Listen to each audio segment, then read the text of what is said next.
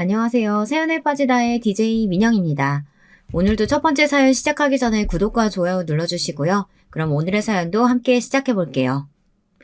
안녕하세요. 저는 결혼을 좀 늦게 한 30대 후반의 여성이에요. 원래는 결혼 같은 건 내 인생에 없다 생각하고 살아온 사람인데요. 결혼 3년 만에 남편이랑 이혼 소송을 하고 있습니다. 제가 지금 남편과 이혼하려고 하는 이유는 시댁을 잘못 만나서입니다. 그럼 제가 살아온 이야기를 좀 해볼게요. 제가 수학에는 강한데 글짓기 솜씨는 좀 없어서요. 혹시 제 글이 두서가 없고 문장력이 안 좋을 수도 있거든요. 이 점은 청취자 여러분들이 너그럽게 이해해 주시면 좋겠습니다. 제가 이 사연에 빠지다의 사연을 보내게 된 계기는 친정엄마의 권유 때문이었습니다. 저희 친정엄마는 이 채널을 구독하시고 매일 새 글이 올라올 때마다 꼭 들어보시는 분이거든요. 그러면서 어머니는 이 채널이 아침 드라마 같고 사이다처럼 시원한 복수글이 올라올 때면 댓글도 단다고 요게 아주 요즘 사는 낙이라고 하셨어요. 저에게도 얼른 구독하고 들어보라고 막 재촉을 하시더라고요. 저는 요즘 같은 디지털 시대에 웬 라디오 극장인가 싶었네요. 어머니께도 이게 재미있으면 드라마 보시면 되지 뭐하러 듣느냐고 물어봤는데요. 그게 어머니의 상상력이 더해지니까 드라마하고는 또 다른 맛이 있다고 하시더라고요. 친정에 가면 항상 이 유튜브 사연 이야기가 흘러나오고 있으니 저도 몇 번 들어보고 하다 얼떨결에 구독하게 되었습니다. 그러면서 엄마도 제가 지금 하고 있는 이혼 소송을 사연으로 한번 보내보라고 하시더라고요. 처음에는 저희 어머니 말씀이 그다지 내키지 않았습니다. 안 그래도 그 소송 때문에 골치가 아픈데 뭐하러 그럴까 싶었는데요. 다른 사연을 읽어보니 비슷한 일들을 이미 겪어내신 구독자님들이 계시더라고요. 그래서 저는 여러분들께 도움도 받고 힘도 얻으려고 이렇게 용기를 내서 펜을 들었습니다. 저는 서울 토박이입니다. 아버지는 사업을 하시고 어머니는 주부로 살아오신 평범한 집에서 태어났습니다. 저희 집은 중산층보다는 좀 사는 집안이에요.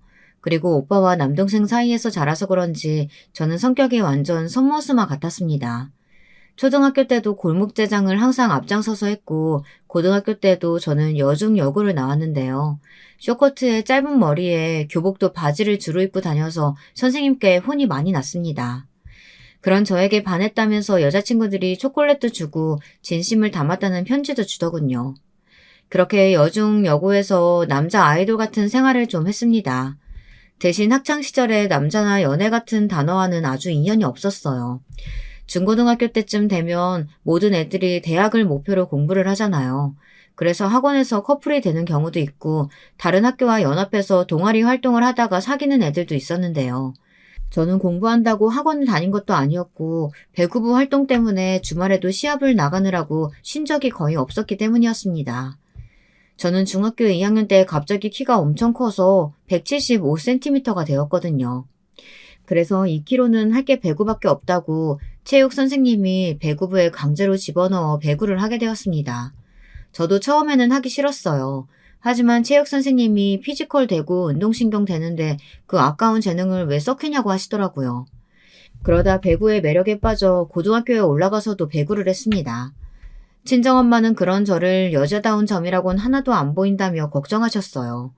여자애가 취미가 운동이고 매일 코트머리만 하고 다니니 성별이 의심된다고 하시며 뜨개질이나 다른 여자 같은 일들도 좀 해보라고 하셨거든요.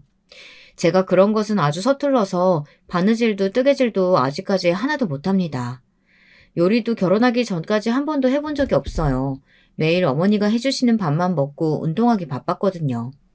그런 저 때문에 친정엄마는 제가 결혼하고 나서도 걱정되어 잠을 못 주무셨다나 봐요. 저희 어머니가 좀 약하고 여린 성격이시거든요. 제가 늦은 나이에 결혼해 요리며 청소, 빨래 같은 거는 소질도 없으니 시댁 어른들의 구박받으면 어쩌나 노심초사 하셨다고 하네요. 아무튼 저는 대학도 배구 특기생으로 체대를 나왔습니다. 그런데 체육대학은 선수가 안 되면 의미가 없더라고요. 저는 주전으로 뛸 만큼 재능이 있었던 것은 아니었나 봅니다. 고등학교 때까지는 주전으로 뛰고 팀의 주축이 되어서 활약을 했지만 대학에서는 전국에 모인 특기생들이 많았습니다. 그 애들 사이에서 독보적으로 잘할 자신도 없었고 슬슬 배구가 지겨워지고 슬럼프에 빠지게 되어 결국 배구를 그만두었습니다. 배구를 그만둔 저는 사회체육학과로 전과해서 스포츠 마사지, 재활 운동 같은 것을 배웠습니다. 그리고 대학을 졸업한 후 작은 회사에 들어가 2년 동안 사무직으로 근무했습니다. 그런데 제가 체대에 나온 사람인데 내근직이 영 맞지를 않더라고요. 그래서 어느 날 상사와 대판 싸우고 그만두었습니다.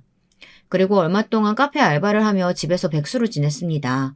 처음엔 친정엄마도 아르바이트 그만하고 취업을 해보라고 성화를 부리시더니 제가 들은 척도 하지 않자 그냥 저를 두고만 보시더라고요. 그렇게 한 1년 동안 아르바이트만 하고 집에서 캥거루처럼 생활을 했습니다. 어머니가 해주시는 밥은 여전히 꼬박꼬박 먹고 다녔죠. 어느 날 그런 저를 보다 못한 어머니가 이런 말씀을 하시더라고요. 주영아, 너 정말 이렇게 집안일도 하나도 안 배우고 취직도 안 할 거야? 그럼 나중에 결혼은 어떡해? 네 친한 친구들은 대학 졸업하고 얌전히 회사 다니다가 결혼했다고 하지 않았어? 취직을 해야 결혼 자금도 모을 거고 네가 결혼을 해야 나도 좀 한시름 놓지. 그러니까 취직 안 할 거면 집에서 엄마한테 요리나 빨래 청소하는 법이라도 좀 배워. 싫어 엄마. 나 그런 거 하나도 못하는데 어떡하라고. 난 나중에 부잣집에 시집가서 아줌마 쓸 거야. 얘가 말하는 것 좀 봐. 누가 너같이 선머스마 같은 애를 데려갈까. 결혼은 할 수 있고 난 네 생각만 하면 아주 한심해서 밤에도 잠이 안 와. 엄마 갑자기 왜 성질을 내요. 말이 그렇다는 거지. 나 결혼하기 싫어요. 비혼주의 할 거니까 나한테 결혼 이야기 하지 마요. 알았지? 난 엄마 아빠랑 죽을 때까지 같이 살 건데? 제가 비혼주의자라고 고집을 부릴 때마다 친정엄마는 생각도 하기 싫다고 하시며 얼른 결혼하라고 성화를 부리셨어요. 지금 생각해보면 그때쯤이 엄마의 갱년기인가 아니었나 생각됩니다. 안 돼. 제발 부탁이니 결혼해라. 나도 손주 얼굴은 보고 싶다 얘. 그리고 네가 저 결혼하는 거 싫으면 30 되기 전에 독립해. 언제까지 엄마 아버지 사이에서 살 거야? 엄마 아빠는 너희들 다 내보내고 둘이서만 살고 싶어. 여행도 다니고 이 밥순이 생활에서 좀 벗어나고 싶다. 나는 늙어서까지 너희들 뒤치다거리 안 하고 살 거야. 어머니는 대학을 졸업하자마자 아버지를 만나 아버지와 거의 바로 결혼하셨다고 합니다. 그래서 그런지 저희 어머니는 항상 여자도 일을 해야 한다는 말씀을 많이 하십니다. 본인이 30년 넘는 세월 동안 전업주부로만 생활하다 보니 이런저런 제약 같은 게 많아서 싫으셨다네요. 자기 이름으로 된 통장도 없으셨고 카드도 생활비도 모두 다 아버지 것으로만 사셨다고요. 요즘엔 그렇게 생활하는 여자들이 거의 없잖아요. 여자도 경제활동을 해야 하고 맞벌이를 10년도 넘게 해도 집을 못 살 정도로 집값이 비싸니까 말이죠. 그래서 지금은 제 어머니가 그때의 저를 보는 눈이 곱지 않으셨단 것도 이해가 갑니다. 하지만 저는 그때는 정신 못 차리고 그저 아직 아이처럼 부모님이 언제까지나 보살펴 주실 걸로만 알았나 봐요. 집이 제일 좋았던 집순이었고 남자나 결혼 같은 건 저하고는 인연도 없고 거리가 먼 이야기라고 생각해 왔었습니다. 다른 친구들이 주말마다 데이트다, 남친이랑 여행이다 하며 저랑 안 놀아주니 또 집순으로 지내야만 했던 것도 무시하지는 못하겠지만 말이죠. 그래도 저는 아버지가 사업을 꽤 잘하셔서 뭔가 부족하다던가 가난을 피부로 느끼면서 살지는 않았습니다. 저희 오빠는 어렸을 적부터 책만 읽던 아이였는데요.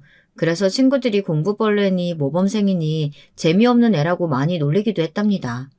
그러건 말건 오빠는 남들에게 별로 신경을 안 쓰고 묵묵히 열심히 공부를 하는 스타일이었어요. 아버지도 오빠는 장남이니 말은 안 해도 영어, 수학, 과외도 붙여주고 뒷바라지를 잘해주셨습니다. 그 결과 오빠는 서울대 법대를 들어갔습니다. 그리고 지금은 부장 검사가 되어 있고요. 아버지의 자랑이 된 오빠예요. 그리고 남동생은 공부를 그다지 좋아하지 않아서 일찌감치 식품영양학과로 진로를 잡고 영양사 자격증을 따고 학교에서 영양사로 일을 하기도 했습니다. 동생은 어릴 적부터 먹는 걸 좋아하고 미각이 좋아서 세계 여러 나라로 미식기행을 혼자 다닐 정도로 먹는 것에 진심이랍니다. 저희 부모님은 우리 삼남매를 키우며 부족함 없이 키우기 위해 노력을 많이 하셨습니다. 지금도 그런 점은 부모님께 감사하고 있어요. 그런데 아버지는 제가 배구하겠다고 했을 때 유일하게 반대를 하셨습니다. 하지만 저는 그때 배구의 매력에 푹 빠져 있을 때여서 아버지의 반대는 그다지 신경 쓰지 않았습니다. 아버지는 자식 일이 정말 맘대로 안 된다면서 제가 여자애들에게 러브레터를 받아올 때마다 한숨을 푹푹 내쉬곤 하셨습니다. 이게 다 남자들이 쫓아다니는 거라면 얼마나 좋을 것이냐고 하시면서 말이에요. 주영아, 내가 너 체대 간다고 할 때 그렇게 반대했던 이유가 이거야. 체육하는 여자들 성격 드세지고 손도 매워가지고 남자가 안 따라온다니까? 여자에게 인기 있어봤자 무슨 소용 있냐? 우리 딸 어릴 땐 정말 여리여리하고 예뻤는데. 아빠, 또 결혼 잔소리 하시려고 그러죠. 저 결혼 안 한다고요. 그러니까 아버지 어머니도 이제 포기하세요. 저한테 신경 쓰지 마시고 오빠나 결혼시켜요. 오빠는 장남이고 이 집안 대를 이을 귀한 아들이잖아요. 나는 우리 딸이 결혼하는 걸 더 바라고 있어. 네가 딸 낳으면 얼마나 예쁠 거야. 네 어머니가 결혼하라고 말하지 않았니? 이제 29이 됐으면 누구라도 사귀어야 하는 거 아니야. 이제 와서 취직이야 안 해도 되니까 결혼정보 회사 등록해라. 이 애비 소원이다. 결국 저는 어머니의 소원인 결혼은 하지 않겠다고 선언했고 제가 자신 있는 스포츠 마사지와 재활 운동을 제 직업으로 하기로 했습니다. 다시 공부해서 도수치료사 자격도 따고 마사지를 배워 운동선수들 몸 관리시켜주는 사람이 되었죠. 선수 트레이너가 된 것이었어요. 저는 지금까지도 제 일이 굉장히 보람있고 마음에도 듭니다. 직업에는 귀천이 없다고 하잖아요. 하지만 제 어머니는 그것도 여성스러운 일이 아니라고 하시며 계속 말리셨어요. 저는 살면서 저희 엄마한테 가장 많이 들었던 말이 여자애가 여성스럽지 못하게 란 말들이었어요. 이 말도 계속 듣다가 보면 정말 지긋지긋합니다. 현재는 전통적인 성 역할이 점점 사라져가고 있는데 우리 부모님들만 그것을 강조하면서 여자애들은 얌전하고 예쁘고 남자애들은 활발하고 거침없어야 한다는 게 저는 이해가 잘 안 갑니다. 보통 성격은 잠시 환경에 따라서 바뀔 수도 있지만 천성은 변하지 않는 법이잖아요. 그렇게 태어난 사람을 그 기질에 맞게 키워야 하지 그 아이의 천성을 인정 안 해주면 아이들이 스트레스 받지 않겠습니까? 저는 오빠와 남동생 사이에서 정말 여자다움을 강요받으면서 스트레스를 많이 받고 자란 아이였던 것 같아요. 지금 와서 생각해보니 그런 베이스가 깔려 있었기 때문에 제가 시댁 생활에 적응을 못했던 것 같습니다. 그런데 저에게도 만남이 찾아왔어요. 바로 남편과의 만남이었습니다. 비혼주의를 고집했던 저의 차가운 마음에 봄을 가져다 준 좋은 사람이었습니다. 남편과는 어쩔 수 없이 이혼을 하게 되었지만 저는 그 사람과 좋은 친구로 지내고 싶을 정도였으니까요. 그 사람은 제가 일하는 선수들이 생활하는 곳에서 팀닥터로 일하는 사람이었어요. 저는 남편을 지금 일하는 직장에서 만났어요. 저는 여자 배구단 소속의 재활치료사로 일하고 있었고 남편은 그 팀의 닥터였습니다. 닥터라고는 하지만 병원에 취직하지는 않았고요. 여기저기 옮겨다니면서 선수들이 부상하면 치료해주고 간단한 응급처치 등을 주로 해주는 사람이었습니다. 제가 남편과 이혼을 하게 된 이유를 말씀드리자면 남편의 집안에 대해서도 언급을 하고 가야겠네요. 제가 원래 남의 이야기를 잘 못하고 하기도 싫어하지만 여러분들이 보다 더 잘 이해하실 수 있도록 말씀드려야 하겠습니다. 남편은 가정 환경이 좋지 못했어요. 아버지는 일찍 돌아가셨고 시어머니가 혼자인 남편과 그 밑에 여동생을 키우셨다고 합니다. 시어머니는 당연히 억척스럽게 성격이 변하셨고 아이들을 잘 키우고 싶으셨겠지만 남편은 어머니 얼굴을 거의 자기 전에나 보았다고 하더라고요. 저는 학교에서 돌아오면 항상 집에 엄마가 계셨기 때문에 잘 몰랐습니다. 남편은 항상 학교에서 돌아오면 편의점 도시락이나 빵으로 끼니를 때우기도 했다고 하더라고요. 저희 집에서는 그런 일이 거의 있을 수 없는 일이었거든요. 어머니는 집밥을 좋아해서 밖에서 사 먹는 음식은 몸에 나쁘다고 굳게 믿는 분이셨어요. 하지만 시어머니는 사는 게 바빠서 집안일은 거의 신우와 남편에게 맡기다시피 했다고 하더라고요. 그래도 남편의 집안 형편은 나아지지 않았어요. 시어머니는 본인의 아이들은 잘 안 봐주면서 남편의 이모 집에는 도움을 막 주셨다고 하거든요. 남편의 이모는 시댁보다 더 못 사는 집이었던 거예요. 시어머니는 혼자 억척스럽게 일하셔서 본인 가정, 여동생의 가정까지 생계를 책임지게 된 거였습니다. 그런데 이 이모라는 분은 어른이긴 하지만 정말 제가 생각해도 좀 어이가 없는 분이었어요. 다단계에 빠져서 맨날 자기 밑에 사람 모으기에 바쁘고 이모님 본인 애들 챙기는 건 뒷전이었다고 하더군요. 그래서 시어머니는 어쩔 수 없이 이모님 아이들도 챙기셨다는 거예요. 그 말을 듣고 저는 남편에게 어떻게 그런 집에서 살았느냐고 의아해했습니다. 하지만 남편은 서글스럽게 웃으면서 그런 집들도 아주 많았다고 말하는 것이었습니다. 세상에, 저는 우물안 개구리처럼 사회를 정말 몰랐던 것 같았습니다. 그래서 어릴 적부터 남편은 여동생네 이모네 애들까지 돌보는 거의 소년 가장의 위치에 있었던 거예요. 그러다 보니 남편은 저보다 요리도 잘하고 청소 빨래에도 소질이 있었습니다. 시어머니는 생계비만 벌고 계셨던 것이었죠. 제가 그런 시댁 형편을 모르고 결혼한 것은 아니었습니다. 남편은 저를 좋아하긴 하지만 제 부모님이 시댁이 가난하다고 결혼을 반대하실 것 같아 처음부터 제 짝이 아니라고 생각했었다고 합니다. 그래서 저는 남편에게 그런 걱정은 할 필요 없다고 말했습니다. 난 당신이 정말 좋은데 그래도 결혼은 안 될 것 같아. 내가 4살이나 어리기도 하고 우리 집은 가난해서 쥐뿔도 없는데 어떻게 무슨 염치로 내가 당신한테 프로포즈를 하겠어. 그런 걱정은 뭐하러 해. 우리 부모님은 내가 남자만 데려왔다고 하면 두 손 두 번 들고 환영하실 분들이야. 그러니까 당신은 나만 믿어. 아무 걱정하지 말고. 상견례도 내가 잡아볼 테니까 나한테 다 맡겨. 당신은 아무것도 할 필요 없어. 그냥 내 곁에만 있으면 돼. 내가 행복하게 해줄게. 저는 남편과의 연애에서도 스스로 리드하는 편이었어요. 직장 동료였지만 남편은 저보다 4살 연하였기 때문입니다. 그리고 남편은 가난한 형편 때문에 여자친구를 사귀어본 적이 없었다는 거였어요. 소위 모태솔로라고 하죠. 저는 적지 않게 놀랐습니다. 아무리 응급의학과라도 그래도 의사인데 의사들은 돈도 많이 벌고 인기 있는 직업 아닌가요? 그런데 남편은 스스로 자신감이 부족해서 대시해오던 여자들을 항상 피하기 바빴다는 것입니다. 그러다 남편은 제 눈에 띄게 되었고 저는 남편의 다정한 배려심에 반하게 된 것이었죠. 사실 제가 먼저 반했고 사귀자고 말을 한 것도 저였어요. 그래서 저는 항상 남편에게 약한 사람이었습니다. 그래서 시댁 어른들이 저를 호구로만 보고 어떻게든 돈을 뜯어내려고 했을 때도 참고 있었던 겁니다. 다시 본론으로 돌아오면 저는 직장에서 남편을 만나 초고속 결혼을 하게 되었습니다. 제가 36이고 남편은 32이었을 때였어요. 결혼을 하려고 보니 어찌나 그렇게 준비해야 할 게 많은지 저는 결혼 2번 하라면 절대 못할 것 같습니다.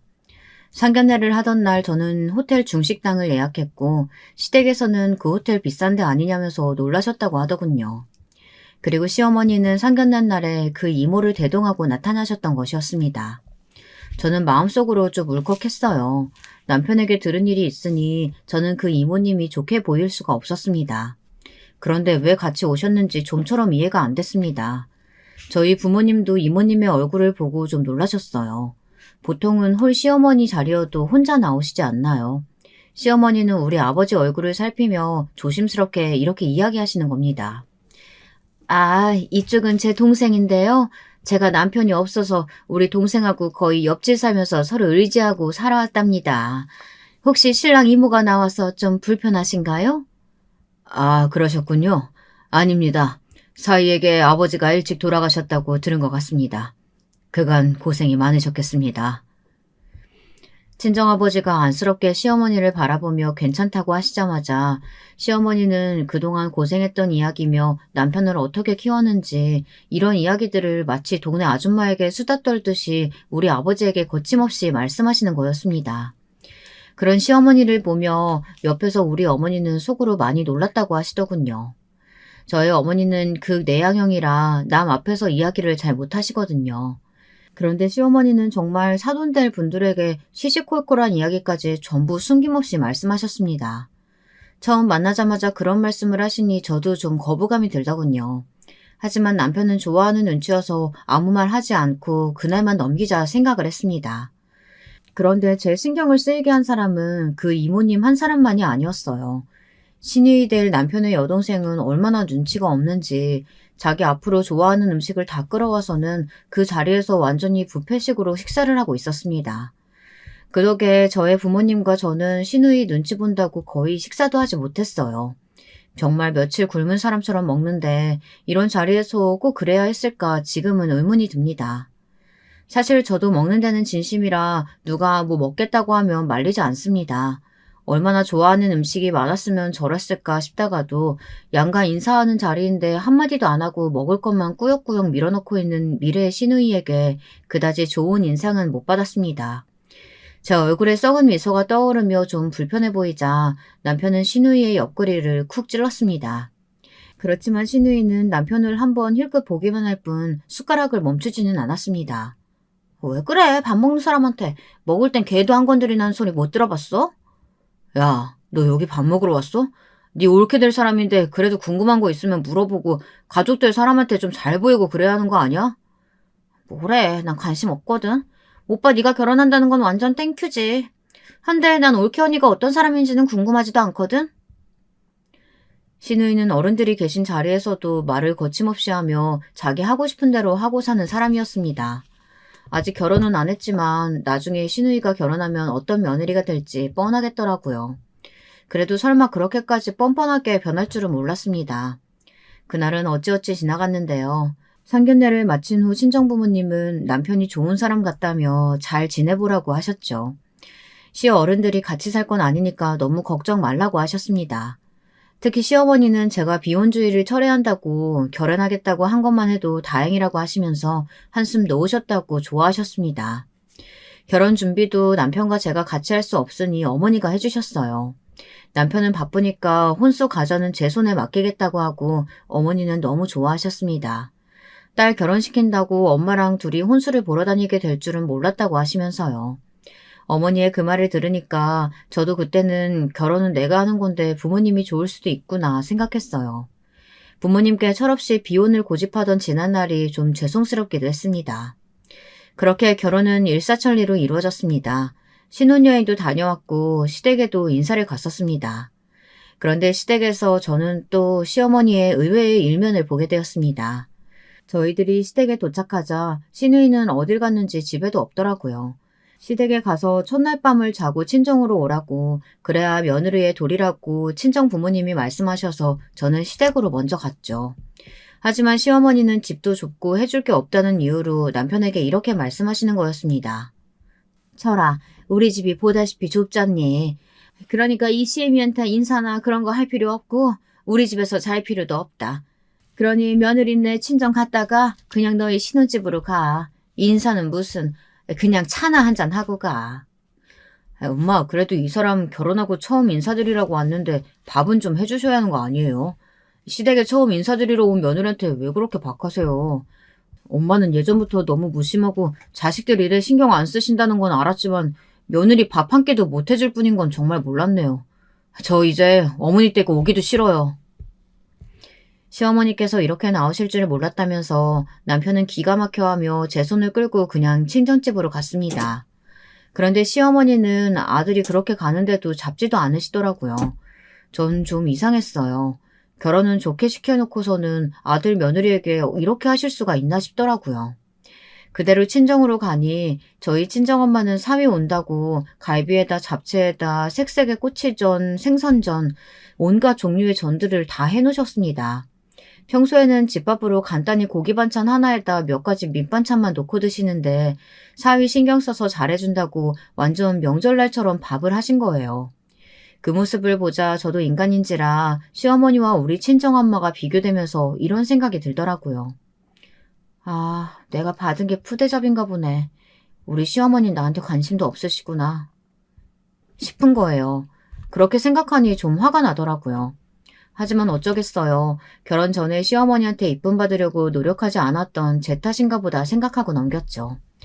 그런 걸 신경 쓰기에는 저도 너무 현실적이었거든요. 저는 남편만 있으면 된다고 생각했죠. 시댁에는 며느리 도리만 하러 가면 되고 친정 엄마에게 넘치는 사랑을 받으면 되니까 말이에요. 남편도 언제나 제 편이 되어줄 거라 생각했습니다. 그렇게 저의 결혼 생활은 좀 찝찝한 상태에서 시작했습니다. 남편과 저는 직장 동료니까 같이 출근을 했지만 퇴근하는 시간은 달랐어요. 그래서 저는 시도 때도 없이 나가야 하는 저보다 남편이 더 밥과 반찬은 잘하니 요리와 빨래를 맡아달라고 했습니다. 청소나 설거지 같은 건 제가 들어와서 하기로 했습니다. 남편도 크게 반대하지 않았고요. 제가 차 운전을 하고 남편과 같이 선수촌으로 출근했고 남편은 먼저 집에 가서 제가 돌아올 때 밥을 해서 기다리는 것이 일상이 되었어요. 저는 남편과 나름대로 깨가 쏟아지는 신혼생활을 했습니다. 시어머니가 무심한 건 어떤 면에선 좋기도 하더군요. 제가 결혼한 지 얼마 안 되어 시어머니와 있었던 일을 친구에게 하소연한 적이 한 번 있었거든요. 그랬더니 친구들이 이래라 저래라 간섭하고 구박하는 시어머니들이 얼마나 많은지 아냐고 그렇게 말하더라고요. 차라리 간섭 안 하고 저를 고생 안 시키는 게 나을지 모른다고요. 그러던 어느 날 저는 갑작스레 임신을 하게 되었습니다. 갑자기 밥냄새도 싫어지고 속이 울렁거리면서 헛구역질이 나는 거예요. 저는 그게 임신인지 몰랐는데 남편이 먼저 제 상태를 알아보았습니다. 남편은 의사였으니까요. 자기, 당신 임신했나 봐. 얼른 약국 가서 테스트킷 사올게. 좀 누워있어. 아니, 속이 안 좋은 걸 거야. 설마 이렇게 빨리 애가 생긴다고? 우리 결혼한 지 얼마 되지도 않았잖아. 사실 저는 아기를 그닥 좋아하진 않았어요. 남동생도 저랑 2살 차이밖에 안 나고 조카들도 없었거든요. 오빠보다 제가 먼저 결혼했고 말이죠. 계획에 없는 임신을 한 저는 좀 당황했지만 이 사실을 일단 시댁 친정 부모님들께 알렸습니다. 그랬더니 친정 부모님은 반응이 엄청 좋으신데 시어머니는 좀 시큰둥하신 거였어요. 시어머니는 톡 쏘아붙이듯 남편에게 말했습니다. 아니, 뭐 벌써 애를 가져? 열심히 돈 모아서 집을 사도 모자랄 판에 애를 먼저 가져가지고 어쩌겠다는 거야? 철이 넌 정신이 있니 없니? 그리고 며느라기 너도 그래. 임신, 출산 이런 거 하게 되면 경력 단절되고 너희 친정엄마처럼 집에서 애나 키우게 되면 어쩌려고 그래? 어머니, 전 그럴 생각 없어요. 남편이랑 둘이 키우는 거지 저 혼자 독박육아 할 생각 없어요. 그러니까 어머니가 걱정하시는 일 일어나지 않을 거예요. 뭐라고? 왜 가만히 있는 철이를 들먹여? 애가 뭐 슈퍼맨이라도 되냐? 밖에서 힘들게 일하고 오면 집에서 밥 시키는 것도 모자라서 이제는 애까지 같이 키우겠다고? 같이 키우긴 할 거니? 철이한테 육아 다 시켜놓는 건 아니고? 시어머니는 가끔가다 저렇게 저의 속을 뒤집어 놓는 말씀을 많이 하셨습니다. 철저하게 어머니의 집안과 남편 입장에서만 생각하고 제 걱정이나 입장 생각은 하나도 안 해주시는 아주 정없는 분이셨어요. 그런 걸 알고 시집왔기에 저는 아무 대답도 하지 않았습니다. 그냥 장단을 맞춰주지 말자고 생각했어요. 저도 사람인데 당연히 서운했죠. 하지만 시어머니는 원래 그런 사람이려니 하고 생각했습니다. 저는 임신 9개월 기간 동안 시어머니나 친정엄마의 도움도 받아본 적이 없습니다. 입덧을 할 때에는 그 입덧을 참고 선수들을 돌봤고 8개월로 배가 불러올 때에는 1개월간 쉬긴 했지만 절대 엄마에게 도움을 요청하고 싶지 않았어요. 친정엄마는 힘들면 친정에 몇 달이고 있다 가라고 걱정스럽게 말씀하셨지만 저는 이를 악물고 버텼습니다. 시댁, 친정, 양가 부모님께 빚을 지고 싶지는 않았거든요. 제가 그런 성격도 아니고요. 혼자서 뭐든 해결하고 싶어하고 남들에게 신세지는 건 정말 싫었습니다. 요즘은 가족들에게도 신세지면 갚아야 한다는 의식들 많이들 갖고 있잖아요. 그러다 저는 아기를 좀 일찍 낳았어요. 원래 임신 기간은 40주인데 저는 8개월 말쯤, 그러니까 35주에 아기를 낳게 되었어요. 진통보다 먼저 양수가 터져 급하게 응급으로 수술을 하게 되었습니다. 진통은 임신 기간 동안 배뭉치만 몇 번 겪고 저는 그렇게 아기를 낳게 되었습니다. 다행히 34주가 넘어섰고 몸무게가 3kg이 넘어서 아기가 미숙아는 아닌 수준이라고 인큐베이터에는 들어가지 않았더라고요. 친정엄마는 제가 아기를 낳았다는 소식을 듣자마자 병원으로 달려오셨어요. 그리고 저에게 수고했다고 말씀하시며 눈물을 보이시더라고요. 아기도 이쁘지만 친정엄마 눈에는 딸만 보인다고 제 걱정을 엄청 많이 하셨습니다. 하지만 시어머니는 달랐습니다. 시어머니는 제가 누워있는 병실에는 와보지도 않으셨어요. 그냥 아기만 구경하고 예쁜 애 한마디 남기고 가셨다고 나중에 남편이 말하더라고요. 아무리 며느리가 이쁘지 않다지만 본인 손주인데 그렇게까지 하고 싶을까 생각이 들었습니다. 그리고 또 섭섭한 마음이 들었고요. 딸이라서 그런 건가 하는 의구심도 들었습니다. 왜 드라마 보면 아들 선호 사상에 푹 쩔어져 있는 시어머니들 많잖아요. 혹시 우리 시어머니도 그런 분은 아닌가 하는 생각까지 들더라고요. 저는 병실에서 힘없이 누워 남편에게 물었습니다. 자기, 어머니 말야, 너무 나한테 찬바람 쌩쌩 부시는 것 같지 않아? 아들 뺏긴 기분 드는 거야? 아니면 내가 마음에 안 드시는 거야? 우리가 같이 육아하는 게 마음에 안 들어서 그러시는 건가? 아니야.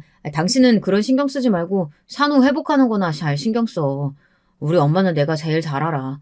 워낙에 말로 표현하는 분이 아니라서 그래. 당신이 이해 좀 해줬으면 좋겠어. 난 우리 딸 태어났을 때부터 너무 기뻐서 눈물이 다 났다니까. 남편은 호들갑을 떨며 제 손을 잡고 수고했다고 말해주었어요. 그리고 꽃바구니도 병실에 장식해 주었고요. 남편은 아기가 생겼다는 기쁨에 들떠 있었습니다. 그리고 제 친정 부모님도 첫 손녀라 너무나 좋아하셨어요. 그래서 아버지는 제가 퇴원하고 첫 명절에 아기를 데리고 왔을 때 남편에게 뭐 필요한 거 없느냐는 식으로 물어보셨어요. 아이고, 우리 손녀딸 아주 예쁘구나, 이뻐. 내 친구들이 손자 손녀 자랑을 그렇게 할 때 뭔 소린지 몰랐는데 이렇게 태어나고 보니까 좋네. 자네 뭐든 필요한 거 있으면 말만 해. 내가 우리 딸 출산 선물로 뭐 새 차나 집 정도 사줄 수 있으니까. 아닙니다, 아버님. 저희들 작지만 전셋집도 있고 제 차도 아직 잘 굴러갑니다. 그러니 필요한 건 없어요. 이 사람이 저희 본가에서 받는 게 없는데 저만 받을 순 없잖아요. 그러니 괜찮습니다. 아니야. 우리 소녀가 예뻐서 자네 장인이 제안하는 거니까 사양하지 마라. 우리 딸, 너 집이 좀 좁으니까 불편하다고 하지 않았어? 애기 방 나중에 꾸며주고 싶은데 못하고 있다며. 전셋집이라 페인트도 못 칠한다고 말이야. 나는 너무 좋지. 하지만 우리가 돈 벌어서 집 살게. 어머니 아버지께 집까지 신세지고 싶지 않아요. 저도 독립적인 성격이어서 부모님이 집을 해준다고 말씀하셨을 때 턱 바로 받지는 않았습니다. 하지만 아버지는 저에게 제가 어렵게 결혼했고 아기까지 낳은 걸 보니 감개가 무량하다면서 집을 해주시고 싶다고 고집을 부리시더라고요. 그래서 어쩔 수 없이 아버지께 집을 받았습니다. 강남에 있는 아파트 한 채였어요. 그 당시 돈으로 한 10억이 되는 아파트였던 것 같습니다. 아버지는 방 3개짜리는 당연히 되어야 한다며 이왕 집을 사는 건데 학군이 좋은 대치동으로 하자고 하셨습니다. 그래서 저는 아무것도 모르고 그냥 아버지가 사주시는 대로 하겠다고 말씀드렸죠. 남편은 이게 꿈인지 생신지 모르겠다며 너무나 좋아했습니다. 작은 것도 아니고 무려 강남의 아파트를 갖게 되다니 말이죠. 친정아버지는 처음엔 남편 명의로 사주시겠다고 했습니다. 그게 세금이며 혜택이 더 나으니까요. 하지만 남편은 부담스럽다고 하며 공동 명의로 집을 사겠다고 했습니다. 그렇게 저희는 전셋집 생활을 바로 청산했고 강남에 있는 아파트로 이사를 갔습니다. 이 소식은 시어머니 귀에 금방 들어가게 되었어요. 남편에게 그 말을 듣자마자 시어머니는 득달같이 저에게 전화를 하셨더라고요. 그리고 꼭 비꼬는 듯한 말투로 말씀하셨습니다. 예, 너희 친정에서 집 해주셨다면서? 아이고, 정말 너 땡 잡았다. 애 하나 낳았을 뿐인데 그것도 아들도 아니고. 너희 아버진 정말 돈도 많으신가 보다. 요즘 세상에 누구는 애 안 낳고 사나? 너네 친정 왜 그렇게 유난스럽니? 첫마디부터 저러시니 정말 저는 시어머니에게 대꾸하고 싶은 생각도 안 들었지만 그래도 가정교육도 못 받은 며느리라고 욕을 듣기 싫어서 한마디 해주었습니다. 네, 어머니. 제가 원래 비혼주의자였거든요. 그래서 저희 친정 부모님은 제가 결혼해서 애 낳은 것만으로도 칭찬받을 일이라고 하셔요. 그래서 사주신 거예요. 근데 왜 말씀을 그렇게 하세요? 어머니가 막말로 저희 집 사는데 돈 못 해주신 것도 아니고요. 뭐? 너 말을 그따위로밖에 못해? 너는 어떻게 시애미한테 따박따박 말대꾸만 하니? 아이고, 넌 처음부터 내 마음에 들지도 않더니 끝까지 이런 식이구나. 난 네가 애 낳고 아파트 받았다길래 부러워서 그랬던 거야. 아니, 부러우면 그렇다고 말씀을 하면 되지. 꼭 저렇게 비틀어서 이야기하실 건 뭐래요. 그래서 저는 더 들을 말도 없을 것 같고 기분이 나빠서 잘 지내라고 끝인사를 하고 전화를 끊어버렸습니다. 그랬더니 시어머니는 다시 전화를 하셔서 다짜고짜 소리를 지르시는 거예요. 야, 너 정말 이 시애미가 어른 같지 않지? 응? 통화하는 도중에 끊는 그런 버릇은 누구한테 배운 거야? 못돼 처먹은 거. 우리 철이가 착해서 그렇지. 아니면 너 같은 애랑은 결혼도 하지 않았어. 그 팀닥터인지 뭔지 그만두고 병원장 딸이랑 결혼했어야 하는데. 아휴, 우리 아들 너 때문에 앞길 막힌 거다. 여러분은 우리 시어머니 같은 사람이 이해가 되시나요? 저는 왜 제가 그런 말을 그것도 시어머니에게 들어야 되는 건지 모르겠더라고요. 그래서 더 이상 시어머니와 말하기 싫다고 하고 전화를 끊고 나서 시어머니를 차단시켰습니다. 그리고 육아휴직 중에 있던 남편에게 시어머니가 이런 말씀을 하셨다고 어이가 없다고 불평을 했습니다. 그랬더니 남편은 그저 시어머니가 힘들어서 그렇다고 신경 쓰지 말라는 말만 하더라고요. 그런데 시어머니의 말을 며느리가 돼서 어떻게 신경을 안 쓰고 살겠습니까? 그것도 저렇게 아픈 데를 찌르는 날카로운 말들을 하시는데요. 그런데 그 전화 통화를 하고 며칠이 안 되어서 저는 또 황당하고 어이없는 전화를 받았습니다. 누구에게 받았느냐고요? 바로 그 문제의 시 이모님이었어요. 게다가 그 시 이모님이 저희가 아파트에 이사한 후에 전화하신 것도 마음에 걸렸습니다. 이모님은 저에게 좋은 약이 있는데 사지 않겠느냐고 하시는 거예요. 저는 뭔가 속을 것 같은 느낌에 일단 거절을 하긴 했습니다. 먹고 있는 영양제가 많다고요. 그런데 시 이모님은 그 약이 그냥 영양제가 아니고 산후 회복도 돕고 스스로 몸이 튼튼하게 해주는 좋은 명약이니 뭐니 그런 이상한 이야기를 하시는 거예요. 그러면서 끈질기게 권유를 하시는 거였어요. 얼마 후에 리더 모임이 있다면서 자기한테 회사 사람들 소개까지 해달라고 대놓고 부탁을 하시더라고요. 저는 시 이모님의 말씀이 좋게 들리지 않았습니다. 다단계를 하시다가 쫄딱 망했다고, 그래서 어머니가 생계비까지 줘가며 돌보고 있다는 시 이모님의 말을 어떻게 믿겠어요. 그래서 애둘러 거절을 했습니다. 이모님, 말씀은 정말 감사한데 저 이제 안 아파요. 원래 몸이 좀 튼튼하기도 했고 수술 한 번 했다고 여기저기 막 아픈 건 아니니까요. 아프면 병원에 갈게요. 아니, 내가 너 생각해서 해준 말인데 그렇게 고깝게 들을 건 뭐냐? 우리 언니한테 얘기 들었는데 너 정말 되바라진 애였어. 시댁에 시집 왔으면 어른들 말씀을 고분고분하게 들을 줄을 알아야지. 제가 제대로 된 말씀이면 듣겠는데요. 약을 팔려고 하시는 거면 안 들으려는 거예요. 아프면 병원에 가던가 그때 약 사 먹을 테니 저한테 그런 강요 안 하셨으면 좋겠어요. 혹시 저희가 아파트 샀다고 해서 돈 좀 있나 보다 하고 파시려는 거 아니세요? 뭐? 야! 네가 언제 우리 집 생계에 뭘 보태줬다고 그런 무례한 소리를 짓거려? 정말 보자 보자 하니까. 됐어. 나는 좋은 약이라고 소개해주려고 한 건데 그만 끊자. 이모님 역시 화난 상태로 전화를 끊으셨어요. 저는 그때 좀 시댁이 가난한 게 보통 일은 아니구나 생각이 들어 피부로 와닿았습니다. 왜 남편이 저에게 프로포즈를 망설였는지, 그리고 시댁 일이라면 치를 떨고 안 가려고 했었는지 말이에요. 시어머니와 시이모님에게 대이고 착취를 당하면서 남편은 정말로 지긋지긋했던 것 같습니다. 저는 그런 남편에게 이젠 정말 신경 쓰지 말자고 우리끼리 잘 살면 된다고 위로를 해주었어요. 그 사건은 그냥 그렇게 넘어가는 것 같았습니다. 하지만 제 마음속이 불길한 찝찝함으로 가득 차는 것은 어찌할 수가 없었어요. 어느 날 아이가 열이 나고 감기가 심해 병원에 가야 하는 일이 있었는데요. 그래서 남편이 월차를 내고 아이를 돌보고 저는 출근을 해야 해 나갔던 일이 있었습니다. 웬만하면 제가 가고 싶었지만 회사에서 출장을 가라고 해서 지방에 가서 선수들을 봐줘야 하는 일이 생겼거든요. 남편은 그때 자기가 나서서 애 데리고 병원을 가겠다고 하더군요. 저는 남편에게 고맙다고 하고 지방으로 마음 놓고 출장을 갔습니다. 그런데 저녁 늦게 돌아와서 보니 시어머니가 떡하니 저희 집 안방을 차지하고 계시는 것이었어요. 그것도 시누이까지 데리고 말이에요. 저는 평소 저희 집에 오시지도 않는 분이 왜 이러고 계신지 몰라 남편에게 눈짓을 했습니다. 그랬더니 남편이 우물쭈물 제 눈을 피하는 거예요. 그 대신 시어머니가 저에게 말씀을 하시는 거였습니다. 너는 아픈 아기를 우리 아들한테 맡겨놓고 어딜 가니? 네가 엄마가 맡기는 맞아? 어떻게 애 병원 가는데 남편한테 맡기고 앉았어? 아니 어머니, 그 얘기가 아니잖아요. 어떻게 오신 거예요? 혹시 놀러 오신 거예요? 그런데 어머니는 놀러 오신 것이 아니었습니다.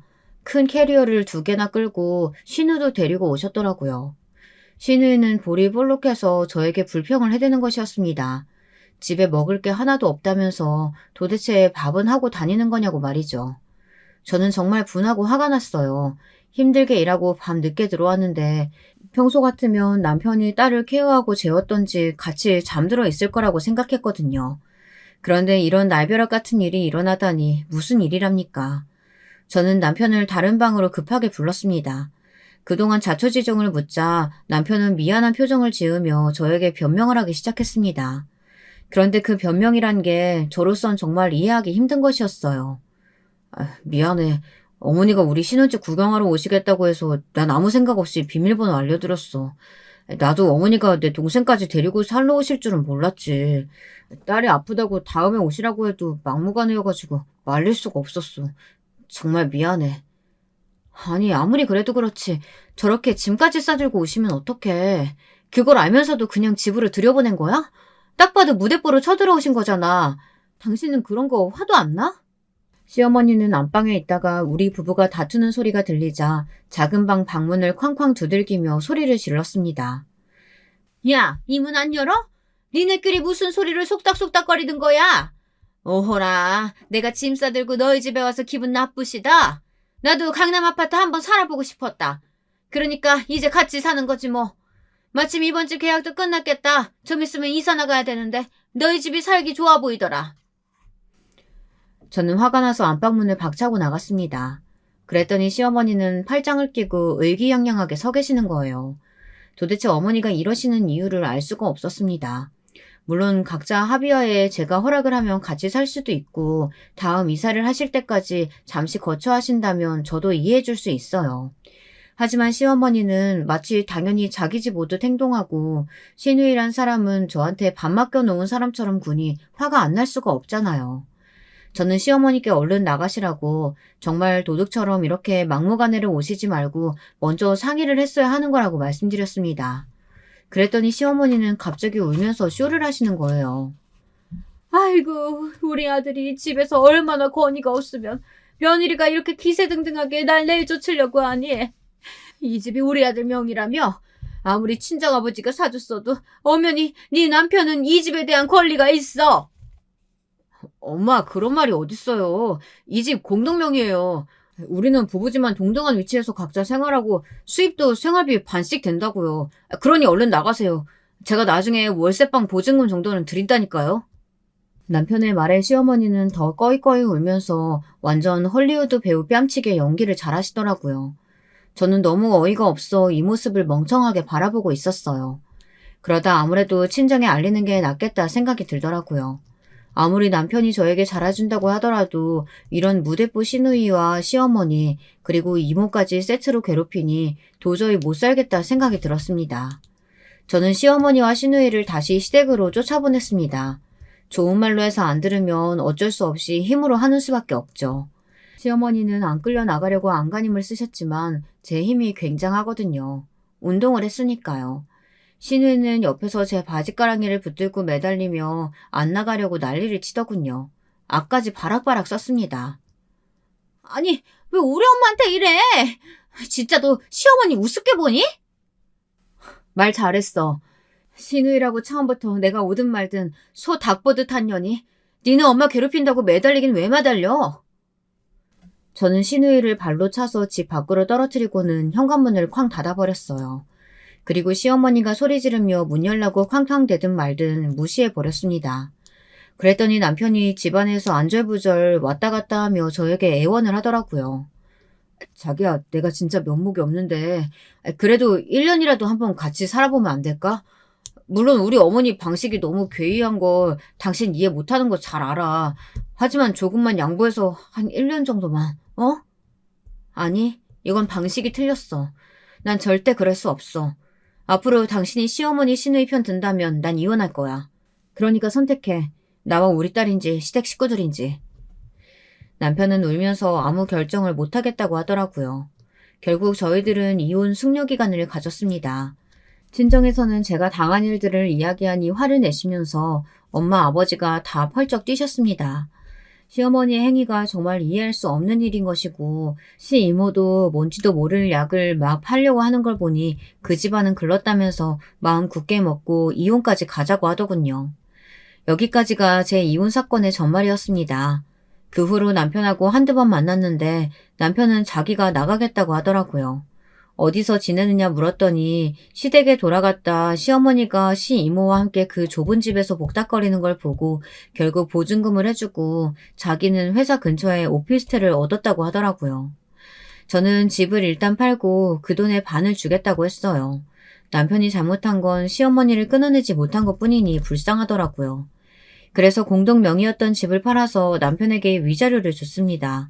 남편은 극구 사양하고 미안하다고 계속 되풀이했지만 저는 그 사람에게는 악감정이 없는걸요. 시어머니와 시누이의 만행 때문에 이혼한 것뿐이죠. 그렇게 잘 짧은 결혼 생활은 끝이 났습니다. 하지만 저는 우리 딸을 얻었으니 상관없습니다.